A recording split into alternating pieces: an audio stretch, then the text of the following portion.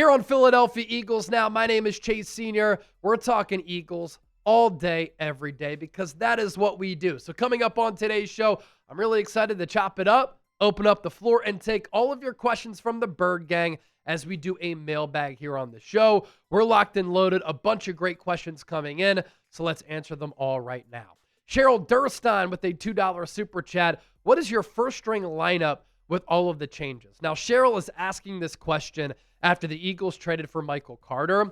And I think my immediate reaction to that Michael Carter trade was, wow, I talked about him on the show as a potential Eagles trade option because cornerback has been a need for the Eagles. And I mentioned his name as one where the Eagles could trade for him to be a slot corner and then move Cooper DeJean to the outside. I think that's the plan, at least as of right now, for the Eagles. And Vic Fangio has hinted at this with what he said this week, but he's also hinted at it with what he's done as far as the defensive alignment for Cooper DeJean this year, where he started to play more on the outside than he has on the inside. And he's made some good plays there. And he's capable. He did a little bit of that at Iowa. But 85% of Michael Carter's snaps in his career have come from the slot. And so this is a guy who started, I think, 25 games in his career. He's played in more than 60, and he's primarily played from the inside. I don't think you make a trade for him and you say, we're going to put you on the outside. He's also a smaller player. Runs 4.3, but he's shorter. So I think what the Eagles might do, and again, Fangio has said, we've been thinking about this, DeJean and Quinyon on the outside with Michael Carter at that nickel spot. Javier Lopez, $5 super chat. Would you call back the Jets for Jermaine Johnson and give up a third-round pick and a fourth-round pick for him? I think that he can add some depth to reinforce the run. I like Jermaine Johnson as a player, and I liked him at Florida State. He also has some familiarity with some of the Georgia players because he took a visit there as well. And you think about what you would have to give up for a player like that. The Eagles do have 3 third-round picks at their disposal for the 2026 draft. Their own, a pick from the Jets, which you could just send back to the Jets if you wanted to, and then a compensatory pick for Milton Williams, signing with the New England Patriots and getting that back. And you look at the Eagles' 2026 draft picks here, you've got plenty of ammo if you want to make a move here for a pass rusher. First-round selection, second-round selection, those 3 thirds. You have 2 fourths. That's more ammunition you could give up. And then you have a 5th-round pick from the Niners, which can become a 4th if Bryce Huff continues to play well, a 5th-round pick, and a 6th-round pick. Jermaine Johnson's a really solid player. Now, last year he tore his Achilles. He is back from that injury, and this season he has 14 pressures, 11 hurries, 1 sack. He's starting to find his form again. It's taken him a little while, but he's also a young player, 26 years old, 6'5", 262, with a lot of size, a lot of physicality, who's good against the run, who I would certainly be intrigued by. Peter Reamer, $5 super chat. I've read and I've seen videos of people saying that the refs are on the Bird side this year. What's your thought on that? My thought on that is that officiating always goes both ways. And a team rarely, if ever, wins a game solely because of officiating. Now, of course, the tush-push, it's been talked about a lot. It's a hard play to defend. But if we slowed every play down to a fraction of a second across the entire NFL, you know what you would see? A lot of false starts. Because getting off the line with timing is what offensive linemen do. It's what defensive linemen perfect. It's what wide receivers do so that they can beat their man. Like if we slowed all these plays down, Zapruder film style, and we watch these plays frame by frame, you would see early movement all the time. And if we called penalties on all of them, football would be an unwatchable product. So the tush-push might be hard to defend, but when that ball is getting snapped in real time, it's pretty hard for all of us to see early movement there. Now, against the Giants, that game was poorly officiated. There was no doubt about it. And I thought the Giants got hosed on a couple of officiating calls, right? But Giants fans have also said, Zach Bond, that was a hip drop tackle. One, it wasn't a tackle. He broke up a pass. With a better pass from Jackson Dart, Cam Scatterbo might not get injured. And tell me how it's a hip drop tackle when Zach Bond wrapped up Cam Scatterbo at the shoulder and chest. You want to talk about bad calls? Jackson Dart, that play was called a fumble on the field. It got reversed. On the Cam Scatterbo touchdown, Nakobe Dean pretty much got tackled and blocked in the back. So there were bad calls that impacted both teams in that game. And have the Eagles had a favorable whistle? I don't think so. Watch Kansas City Chiefs games. That's been pretty evident over the years, and there have been studies that have proven that. Gene Holcomb, Chase, do you think the Eagles should have kept John Mechie since Dotson might want a bigger contract in the offseason? It's a fair point. Do you keep Mechie? Do you trade Dotson because Dotson's going to be a free agent and Mechie a restricted free agent? You can bring him back. I'm sure the Eagles thought about that, but I also think they also said this, right? Jahan Dotson's a much better player. And let's give a shout out to Jahan Dotson, right? Former first-round pick by Washington, did some nice things there, was traded away. He's never complained about his role. He's never complained about targets. If he could go somewhere else, I think that he'd be able to make some big plays. When his number has been called for the most part, he's been able to make marquee plays for this Eagles team, and it's not easy to do that as a wide receiver. First off, it's always wide receivers who cause drama when they don't get targets. You think back to OBJ, at times A.J. Brown, DK Metcalf. They are difficult personalities to deal with because they're running a lot of routes and they want to feel as though they're making an impact on the game. But Jahan Dotson knows he's behind A.J. Brown. He's behind Devontae Smith. Those are two number one wideouts. So he's not going to get a lot of targets. You have Saquon Barkley. He's going to get a lot of carries. Dallas Goedert is having a fantastic year, and he's long been one of the top overall all-around tight ends in football, right? But in the Super Bowl, Jahan Dotson came through with some big plays, especially early, to help set the tone for that football game. First playoff game against Green Bay, he caught the first touchdown from Jalen Hurts.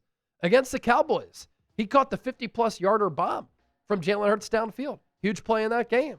Against the Giants, he mossed that DB. So I think the Eagles just look at it for right now. They know that Jahan Dotson is the much better player. And if Smitty or AJ were to get hurt, they need Dotson. They can't really count on Mechie, I think, in their eyes. Earth, will we get a pass rusher? Obviously, that's the big question. Recording this show on Wednesday, October 29th, as we're live here on Eagles Now after that Michael Carter trade. The Birds have traded for Michael Carter. Will they trade for a pass rusher? We will see. Wouldn't surprise me if they do. I kind of think they need to, but from the Eagles standpoint, they might say, we're getting Brandon Graham and Nolan Smith back after the bye week. Those are our acquisitions while being able to preserve draft capital. More of your questions coming up just around the corner, but today's Philadelphia Eagles Now, brought to you by PrizePicks. The hard-hitting football action is even better with PrizePicks, the number one fantasy sports app in North America. The weather might be changing, but the feeling of being right, come on now, it never gets old. So keep the season rolling on PrizePicks by getting $50 instantly on lineups when you play your first $5. Eagles fans are the smartest fan base in football. I know you know ball. Show me. Turn your takes into cash with PrizePicks. Pick, predict, play. Get your picks in less than 60 seconds. And PrizePicks has a couple of new features.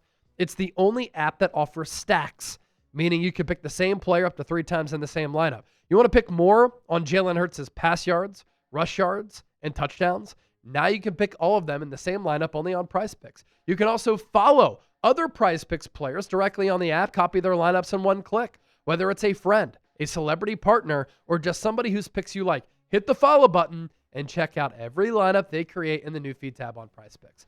3-pick power play for Thursday Night Football. This is how PrizePicks works. Derrick Henry, more than 88.5 rushing yards and a half rushing touchdown. Jalen Waddle, more than 62.5 receiving yards. See how easy it is to play PrizePicks? There you go. Sign up today. Join the millions of users. Download the PrizePicks app. Use the code CLNS to get $50 in lineups after you play your first $5 lineup. That's code CLNS to get $50 in lineups after you play your first $5 lineup. PrizePicks. It's good to be right. Let's get to this one from Iron Pen LLC. Disrupting DeJean as the slot corner is not wise. My opinion, they're still hoping that Jacorian Bennett works out. I agree with you. And I've long said this. Cooper DeJean is elite in the slot. And when you use him there, it allows him to be versatile and put his impact on the game in a variety of ways. He can cover tight ends. He can cover slot wideouts. If he needs to go out wide, he can do that. He can play big nickel. He can play hybrid linebacker. You can use him as a blitzer from that corner spot. From slot, he's able to make plays against the run easier. He's also able to make plays in the flat easier, and he's one of the best formed tacklers in the National Football League. But if the Eagles do have a question mark about outside corner, this at least gives them optionality and versatility and depth by making this trade for Michael Carter. Andrew Nathan, there's a report that the Patriots are in on a running back option. Does Howie Roseman trade A.J. Dillon or cut him since Tank Bigsby looked great on Sunday? Andrew, you're always on it, man, and I got to give you credit. You're one of the smarter people who watches this show. That's a good point. I mean, A.J. Dillon has been a healthy scratch for this Eagles team the last 2 games because Tank Bigsby has gotten more carries. And I like Will Shipley as a player. He's your RB3, and he's better than A.J. Dillon. So the Patriots are looking for a back. It's kind of crazy what's happened with Travion Hendrickson. They just don't like him at all, even though I think he has a lot of talent and he played well in the preseason. Maybe it's just a trust issue right now. Well, if it is a trust issue, A.J. Dillon is a player who is a veteran, who's a great member in the locker room, good for the culture. Patriots have a young team. If they're looking for a physical back to play in Foxborough, they loved LeGarrette Blount. So did we as Eagles fans.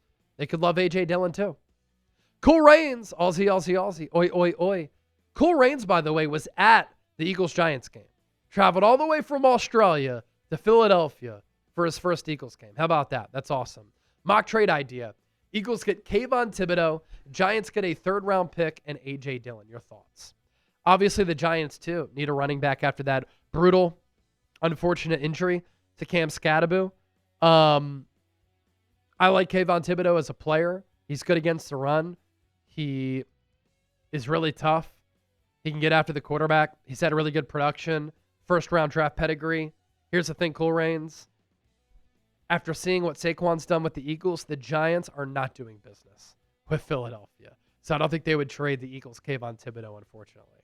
Turquoise Hawk, your thoughts on the Bears signing C.J. Gardner-Johnson? I was waiting for this to happen. Well, obviously, if you follow me on social media, if you've watched this show, I'm heartbroken. No, not really. I wanted the Eagles to sign him, and clearly the Eagles thought, hey, we have a secondary need. They traded for Michael Carter. They elected to not bring back C.J. Gardner-Johnson. Obviously, he damaged some relationships inside that locker room, and so the 3rd time wasn't going to be a charm, and the Eagles didn't want to have to deal with some of that noise that C.J. G.J. brings. Now, I deal with that for special players, and C.D. Deuce, 12 interceptions in 28 games for the Eagles. He brought fire, physicality, leadership, and a swagger to this Eagles defense. There's a reason why they brought him back in 2024. They knew in 2023 they missed all of that, and they were soft. With him going to the Bears, I think he's going to have a better opportunity to play more with Chicago. They had a massive need in the secondary. He also gets to reunite with Dennis Allen, who he played under when he was with the Saints. Dennis Allen knows how to use him in the slot and at safety. And that Bears defense, they needed to be nastier. With CD, they're going to be nastier. And we'll see. C.J. Gardner-Johnson return to Philadelphia Black Friday when the Eagles host the Bears. Who do you want the Eagles to trade for? Do you still have an option who you want the Eagles to go after? Let me know down in the comment section. Drop me a name.